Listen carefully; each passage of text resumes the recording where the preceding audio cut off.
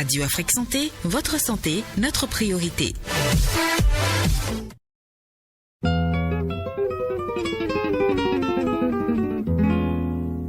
Amoureux de belle écriture, en quête d'évasion littéraire et des découvertes fascinantes, plongez-vous dans l'univers envoûtant et raffiné de Plume Dorée.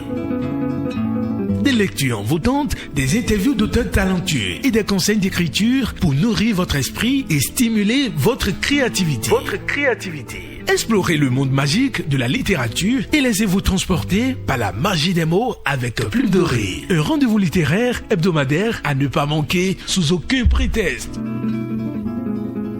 Plume Dorée, ouvrez grand vos oreilles et votre cœur au trésor de la littérature, exclusivement sur votre radio.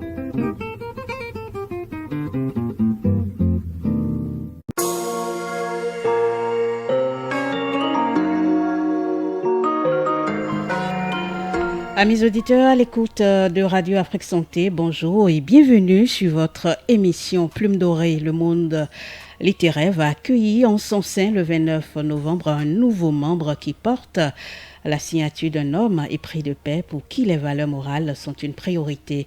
Ce roman de 366 pages aborde des questions existentielles, celles que nous sommes nombreux à passer sous silence parce que nous pensons qu'elles ne nous concernent pas.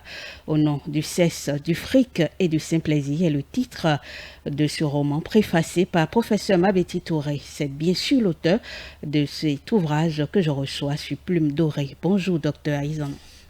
Bonjour Ginette, merci de me recevoir dans Plume Dorée, j'avoue dans un studio aussi doré. C'est la preuve que le promoteur a fait un bel investissement. Je tiens déjà à l'encourager et féliciter toute l'équipe qui travaille, n'est-ce pas, à ses côtés.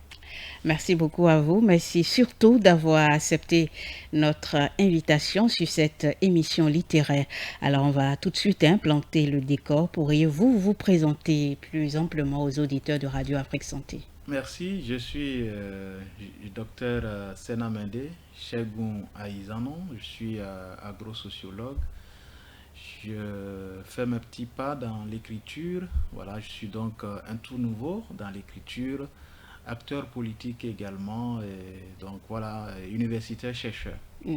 On pourrait se demander ce que cherche un agro-sociologue dans la littérature. Et oui, agro-sociologue, il ne vous aura pas échappé que le sociologue questionne déjà, n'est-ce pas, les faits sociaux.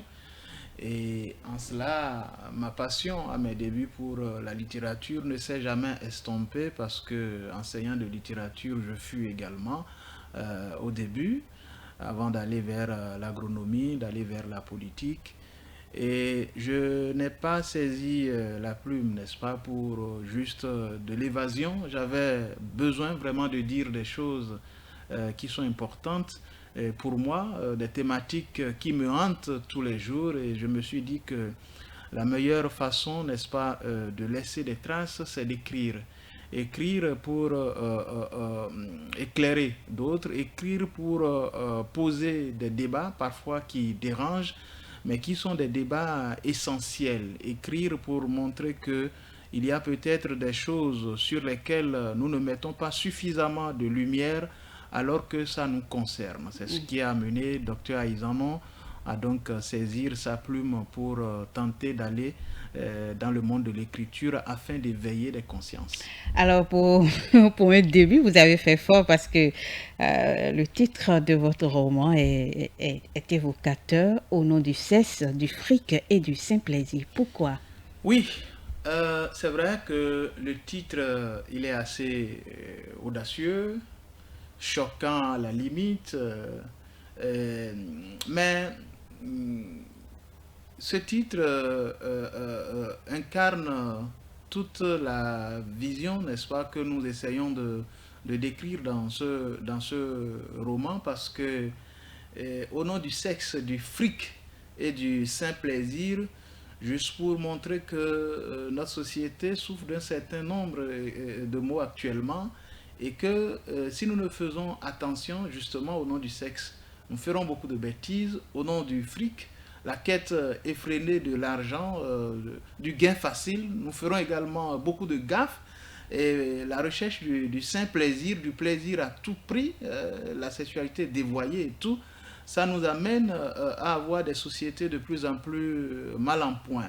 Si vous êtes une radio thématique Afrique Santé, si par analogie on devrait regarder la société comme un individu et qu'on devait caractériser sa santé, on en verrait dans nos sociétés certaines qui sont anémiées, certaines qui sont pratiquement souffrantes de paludisme, d'autres carrément qui portent des gènes de cancer. Et pour peu qu'on les regarde avec beaucoup de courage, comme des individus, on remarquerait que il y a vraiment des soucis au niveau de nos sociétés. Et le sociologue que je suis s'est donné pour tâche d'observer avec courage, n'est-ce pas, un certain nombre de déviances dans l'évolution de la société béninoise, de la société africaine, puisque le livre ne parle pas que du Bénin. Nous avons balayé sur la sous-région ouest africaine, le Nigeria, le Burkina Faso, le Mali, la Côte d'Ivoire, le Sénégal, parce que en dépit de tout, nous sommes les mêmes peuples, nous sommes les mêmes populations, et il faut qu'on soit regardant sur la santé de notre société pour que les décideurs puissent prendre les mesures qu'il faut, les familles puissent prendre les mesures qu'il faut pour sauver, n'est-ce pas, aussi notre jeunesse. C'est ce qui justifie ce titre peut-être assez cru, mais quand vous entrez dans le roman, vous comprenez à travers les intrigues, parce que ça a 22 chapitres, vous comprenez pourquoi il fallait, n'est-ce pas, oser un tel titre. Alors, la préfacière de votre roman, la professeure Mabeti Touré, a écrit que c'est un regard cru que vous posez sans face sur les dérives morales, politiques et sociales qui minent nos sociétés, culte du plaisir immédiat. Je m'en arrête là pour dire de quoi il s'agit quand vous parlez de culte du plaisir immédiat. Oui.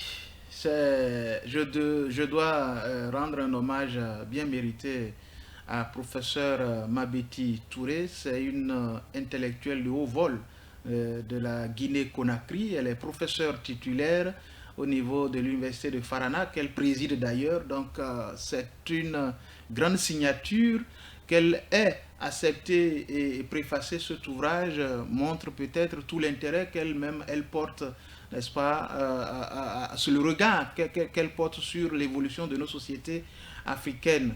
Un regard assez cru. Pourquoi le culte du plaisir immédiat, ça se voit aujourd'hui. Vous savez, c'est pas pour rien que nous sommes devenus aussi que des phénomènes tels que ICC Services ont pu prendre corps au Bénin. Ça veut dire qu'il y a quelque chose.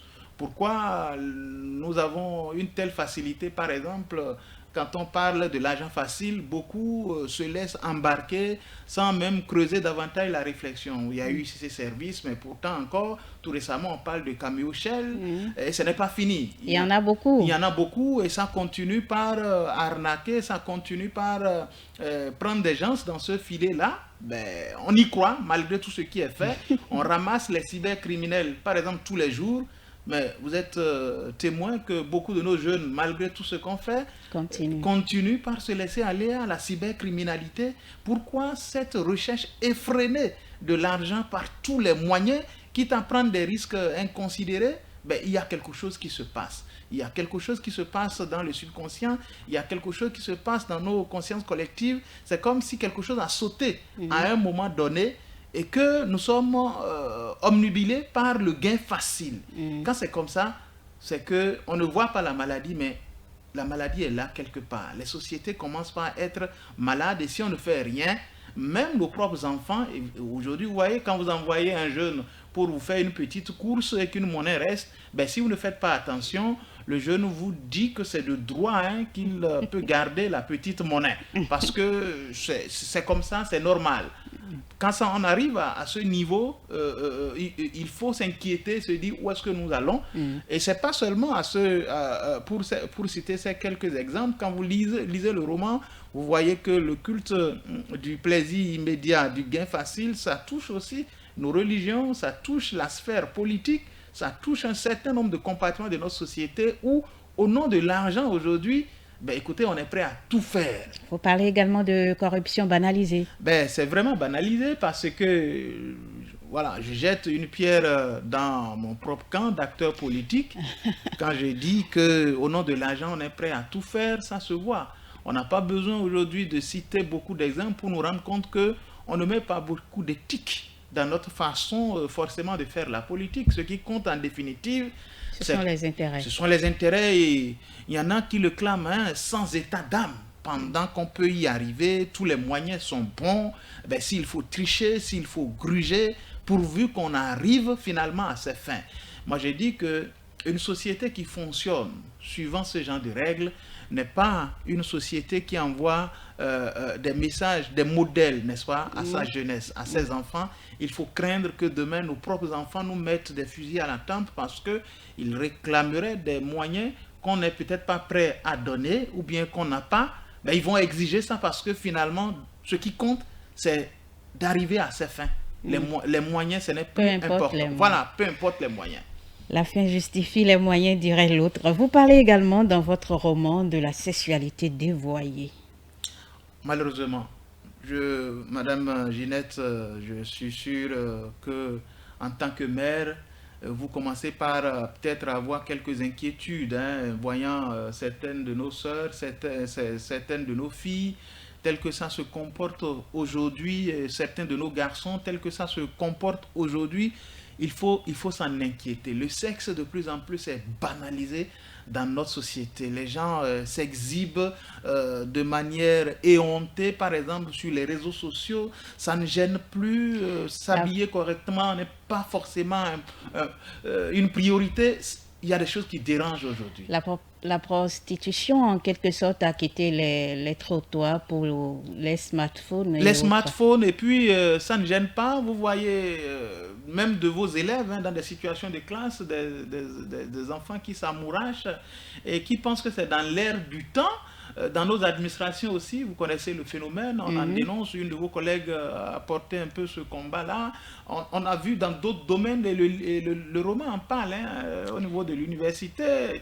Je ne veux pas dire l'essentiel du contenu pour ne pas arracher la primeur au présentateur aussi. Oui, tout à fait. Voilà, donc, puisque c'est le 29 prochain. Le 29 prochain, je crois que vous ne serez pas déçus. Et nous sommes tous interpellés par cette dérive-là. Il y a comme si être pudique aujourd'hui, ça fait démoder. Pourquoi être pudique? C'est ceux qui s'affichent, c'est ceux qui agressent.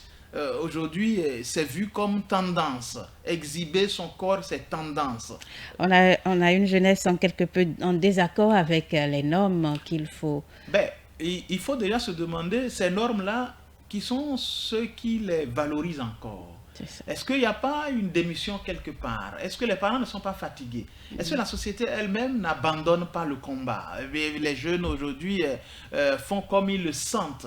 Et ils ne sont pas suffisamment protégés. Même les écrans, tout ce qu'on balance à travers les réseaux sociaux, nos jeunes sont pratiquement des victimes. Et puis ils se laissent aller parce que c'est ça on voit comme modèle, alors que malheureusement ailleurs, il y a un filtre. Il y a un filtre et le jeune ne sait pas ça. Le jeune ne sait pas que parfois les algorithmes redirigent ces images obscènes-là parce qu'on justement on veut capter son attention pour qu'il reste le plus longtemps possible sur les réseaux sociaux, quitte à le clochardiser. Mais en arrière-plan, ceux-là même qui fabriquent un peu ces outils-là, ils protègent leur jeunesse. Quand vous prenez la Chine avec Huawei et tout, qui sont dans TikTok et autres, on ne diffuse pas les images obscènes en Chine, ce n'est pas possible.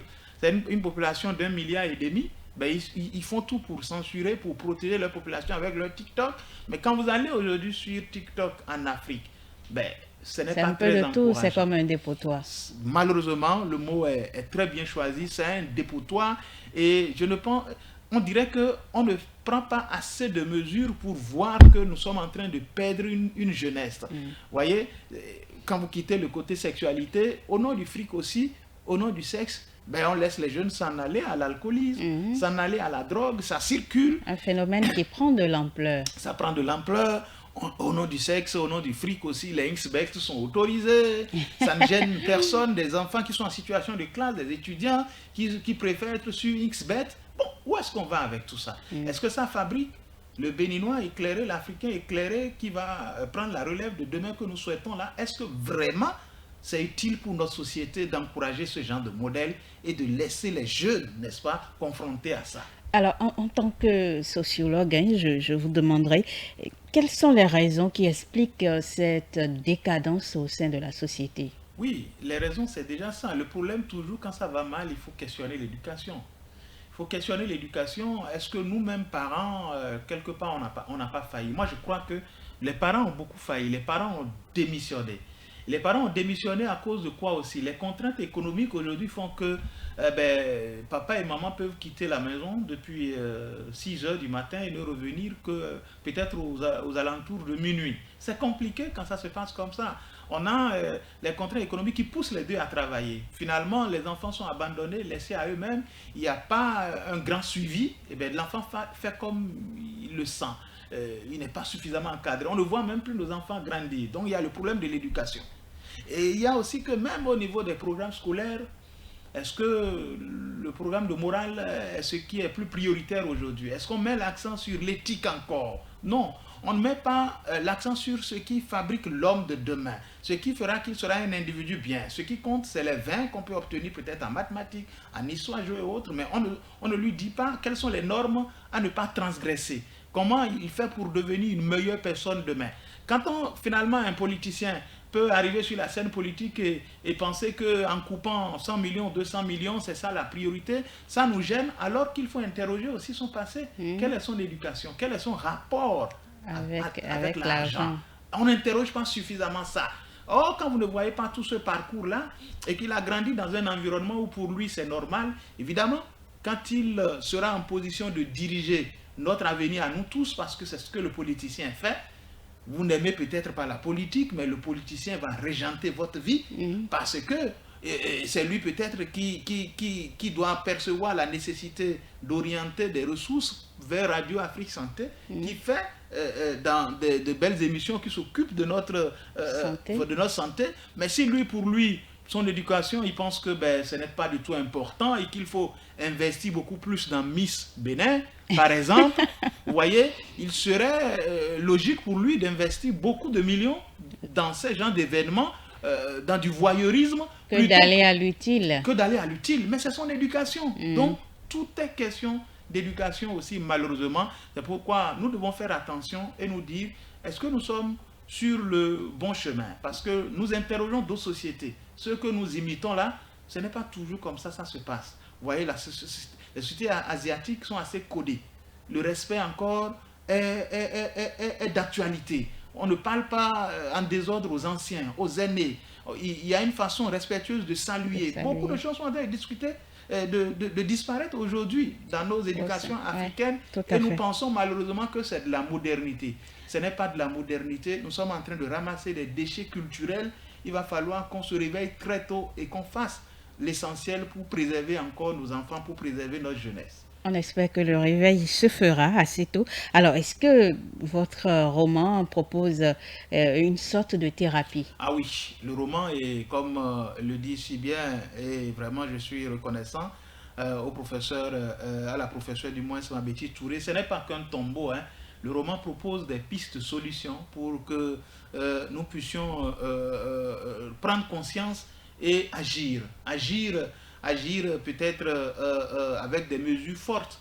Tout à l'heure, quand je cite un certain nombre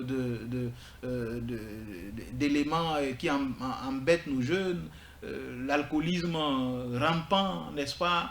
Nous proposons, par exemple, qu'il faut réglementer un certain nombre de choses. Des mesures encore plus corsées par rapport à la vente de l'alcool, surtout dans des lieux éducatifs. On doit pouvoir réglementer plutôt ne pas voir des bars à proximité, par exemple, des centres éducatifs. Ça, c'est déjà une mesure. Le roman propose un certain nombre de distances, n'est-ce pas, avant de s'installer, avant d'installer un débit de boissons. Et aussi, les boissons alcoolisées d'origine douteuse, des boissons frelatées. Nous proposons indirectement que des mesures soient prises. On a interdit l'alcool en sachet, mais aujourd'hui, ça se retrouve dans de petits flacons. Et on ne peut pas dire qu'on ne sait pas.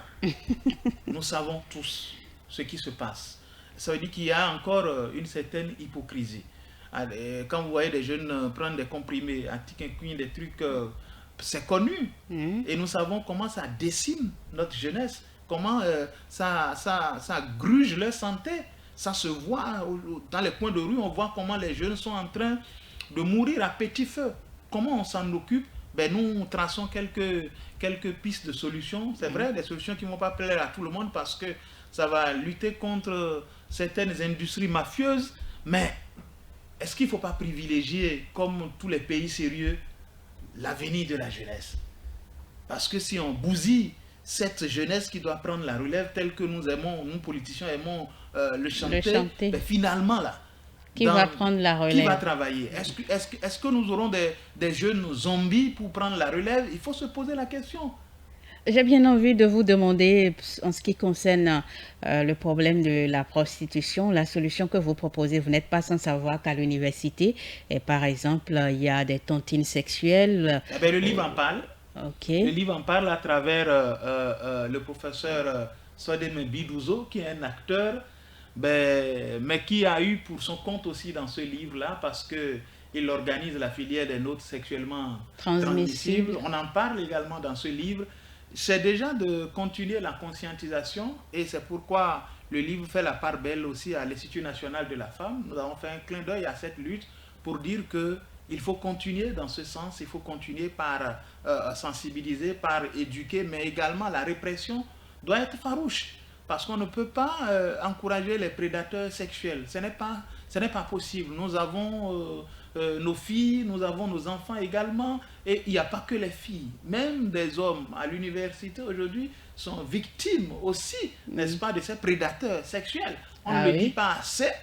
On ne le dit pas assez. Le livre lève un coin de voile sur le phénomène de l'homosexualité dans notre pays. Il ne faut pas s'en cacher là. On n'en parle pas assez, mais attention, les parents qui sont à l'écoute, il y a des dizaines d'associations. Les parents qui sont à l'écoute doivent savoir que l'homosexualité est un phénomène réel au Bénin et qu'il y a des milieux qui font la promotion de cela. Quand des associations peuvent aujourd'hui se constituer librement, eh bien, au vu et au su de tout le monde, c'est qu'on a besoin aussi des clients, on a besoin des gens pour alimenter, n'est-ce pas, cette déviance autorisée ailleurs. Mais est-ce que nos mœurs autorisent cela? Non. Mais si vous ne savez pas faire, votre enfant garçon, peut-être qu'il commence déjà par être attiré par le milieu, et vous autres, vous ne savez rien de ça. C'est en ce sens que les parents doivent être plus regardants. Ils doivent être plus regardants. L'amour de l'argent conduit nos jeunes à accepter tout aujourd'hui. L'envie de facilité. Et on a ces gens-là qui descendent, je ne veux pas les nommer, c'est un type de touristes sexuels qui aussi prennent d'assaut nos pays africains de plus en plus à la recherche, n'est-ce pas, d'un certain exotisme. Nous devenons des proies faciles. Nos jeunes deviennent des proies faciles. Il va falloir qu'on fasse très attention. C'est vrai que le dire ainsi, c'est choquant, c'est brutal, mais c'est la réalité. Si nous ne nous réveillons pas maintenant, le temps de nous lever, ce serait déjà trop tard. Nos jeunes, nos enfants vont devenir les vrais défenseurs de ces pratiques que nous ne connaissons pas dans notre identité culturelle africaine, que je défends également parce que c'est une identité culturelle de plus en plus menacée. On ne peut pas prendre ce qui ailleurs peut-être est propre à leur culture, ça ne peut pas devenir les normes chez nous, au point où nous fermons les yeux comme si on ne voyait pas, alors que très bien, nous savons ce qui se passe. Il ne faut pas être complice de ça. Alors, vous avez donné là les responsabilités des parents et ce qu'ils doivent faire pour essayer quand même d'encadrer la chose. Mais au niveau étatique, quelle est la responsabilité de l'État? Qu'est-ce que l'État doit faire? Ah ben oui, l'État doit clairement se déterminer. Est-ce que par exemple sur la question de l'homosexualité, qu'est-ce que nous avons envie de faire en tant qu'État? Est-ce qu'au nom du tourisme par exemple, on doit tout permettre? Nous devons tout permettre et peut-être légiférer de manière douce sur cette affaire-là. Ben, Gilda Soulou-Chegoun, agro-sociologue, moi je pense que, et ça m'engage, nos lois doivent être encore plus corsées pour protéger, n'est-ce pas, l'avenir de nos enfants. On ne doit pas être complaisant. On ne doit pas, au nom peut-être de certaines institutions financières internationales qui en font des conditionnalités, on ne doit pas tout dévoyer, on ne doit pas tout accepter. Oui, on n'a pas besoin, parce qu'il faut faire beaucoup d'investissements dans certains domaines, on ne doit pas fermer les yeux et voter des lois complaisantes, n'est-ce pas, par rapport au phénomène. Pour moi, il faut être ferme pour protéger nos enfants, pour protéger notre jeunesse. Il y va aussi de notre santé parce que cette affaire-là, c'est dramatique. Et le livre aborde ça et salue un acteur. Ce n'est pas forcément que l'auteur l'aime pour ça, Donald Trump. Si c'était aussi tendance que ça, on ne va pas voir ces mêmes pays qui pendant longtemps ont fait la promotion de l'homosexualité, on ne va pas les voir commencer par se remettre en cause. C'est parce que le phénomène est en train de les détruire, ils se rendent compte aujourd'hui, ils se réveillent. Nous, on n'a pas besoin d'arriver à un tel niveau de déchéance avant, n'est-ce pas, de prendre des mesures pour protéger l'avenir de nos pays. Et il est important que l'État puisse donner clairement sa position sur Évidemment, le phénomène, parce que ne pas parler, c'est comme cautionner. Bon, pour l'instant, notre État reconnaît que l'homosexualité, du moins, n'est pas légalisée au Bénin. Mais est-ce qu'on décourage ça? Non. Bon, c'est aussi ça. Est-ce que nous avons des mesures contraignantes pour dire que le phénomène n'est pas propre à notre culture d'Africains? Il faut qu'on ait un peu plus d'audace, je trouve. Parce que si on montre que le Bénin est une destination qui peut être un refuge, n'est-ce pas, pour un tourisme homosexuel, c'est que d'une manière ou d'une autre, il faut quand même des gens pour alimenter, n'est-ce pas, ce commerce-là au niveau national. Il faut qu'on fasse attention. Je pense que notre État peut en faire davantage. Et le rôle de nous tous, c'est de pousser à. C'est pourquoi l'intellectuel, le cadre, le chercheur que je suis est obligé également de se jeter à l'eau. Malgré que le sujet paraît encore tabou, ben, il faut maintenant avoir beaucoup de courage pour susciter le débat, pour que peut-être la prochaine législature examine davantage encore cette question-là et qu'on se rende compte que, bon, peut-être que nous, on n'est pas prêts à accepter ça. Les Béninois, en tout cas beaucoup d'Africains, ne sont pas prêts à accepter ça. Si c'est de l'exotisme ailleurs, c'est leur culture, mais nous autres, nous avons nos cultures et au nom aussi de la diversité, nous appelons au respect de ce qui nous est cher encore en Afrique, de ce qui nous est cher au Bénin. On n'est pas obligé de nous ouvrir à tout au nom de l'argent, au nom du fric encore, on n'est pas obligé de nous ouvrir à tout. Au nom du simple plaisir, n'est-ce pas? On n'est pas obligé de nous ouvrir à tout. Alors, Dr Gildas Aizono, votre livre, c'est le 29 prochain. Voilà, le 29, novembre 29, donc dans quelques jours. Voilà, oui. À l'université d'Abomey-Calavi. Cela va se faire devant beaucoup d'amis. J'espère que Radio Afrique Santé sera de la partie. Nous y serons. Pour découvrir, n'est-ce pas, parce que je me suis empêché d'en dire beaucoup. Il y a des choses à dire. Il y a des choses à dire dans ce roman. Et vous allez voir aussi les commentaires que les gens vont en faire. Et je pense que voilà, déjà autour de 15h30, 16h à l'université d'Abomey-Calavi. Oui, le livre, voilà, la primeur sur Radio Afrique Santé. C'est vous qui avez la primeur comme ça de présenter l'ouvrage comme ça en direct. Mais merci également pour tout le travail que vous faites. Ceux qui sont intéressés peuvent être au jardin botanique de l'université d'Abomey-Calavi le samedi 29 à 16h déjà. Je crois que tout serait lancé. Il y aura des personnalités politiques, des personnalités administratives, des universitaires, des gens peut-être qui vont quitter d'autres pays pour l'événement. Le plus important, c'est ce que nous faisons après le lancement de ce livre. Parce que ça va faire une tournée dans certains pays africains pour parler des différentes thématiques, pour porter le combat ensemble. Ce qui importe pour nous, c'est que le livre soit vraiment lu et qu'un débat, un vrai débat, soit suscité pour que nos sociétés qui sont sur des dérives, on puisse prendre des mesures. Personne ne viendra soigner nos sociétés à notre place. C'est à nous de faire le travail. Tout à fait. Alors que le roman sera cédé à combien?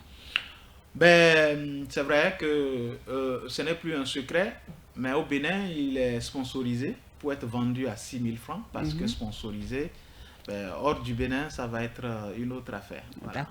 Alors, au nom du cesse du fric et du saint plaisir, c'est un roman de 366 pages qui porte la signature de Dr Senamede Chegou Aïzanon. Je vous invite à le découvrir. Le lancement, c'est bien sûr le 29 novembre 2025 au Jardin botanique de l'Université d'Abomey-Calavi. Je vous invite à vous y rendre massivement quand même pour soutenir. C'est le samedi prochain. À quelle heure déjà?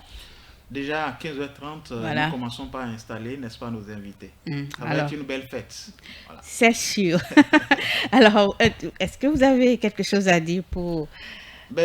Juste dire que la bonne littérature aussi, ça nourrit la santé, ça nourrit l'âme, et qu'à travers cette littérature, nous disons des choses pour guérir, n'est-ce pas, notre société. Et vous féliciter enfin pour le travail impressionnant que vous faites.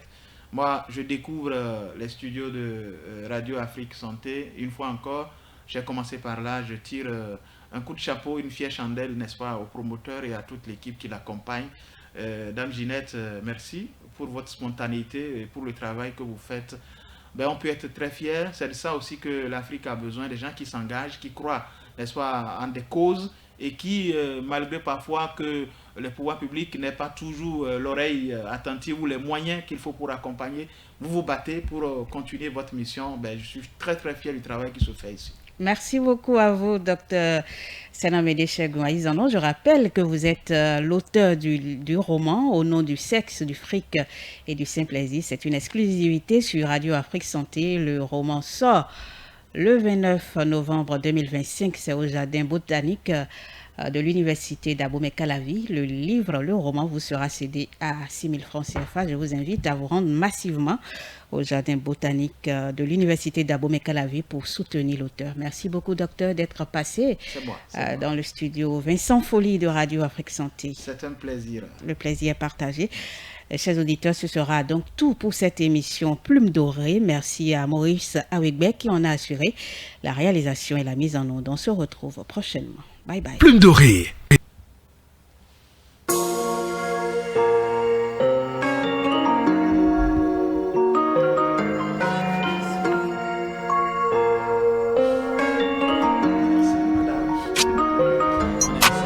Plume Dorée.